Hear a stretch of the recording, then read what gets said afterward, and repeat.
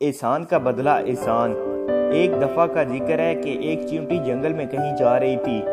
اس نے دیکھا کہ ایک درخت پر ایک فاختہ بیٹھی ہوئی ہے اور پاس ہی کھڑا ایک شکاری اس پر نشانہ تاک رہا ہے۔ وہ چیونٹی فوراً بھاگی اس شکاری کے پاس گئی اور اس کے پاؤں پر زور سے کاٹا، جس سے اس شکاری کا نشانہ خطا ہو گیا اور وہ فاختہ وہاں سے اڑ گئی۔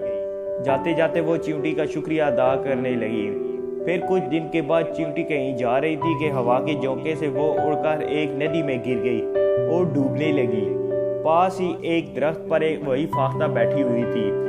فاختہ نے فوراً ایک درخت کا پتا نکالا اور ندی میں پھینک دیا، جس سے وہ چیونٹی اس پتے پر بیٹھ کر وہاں سے نکل گئی۔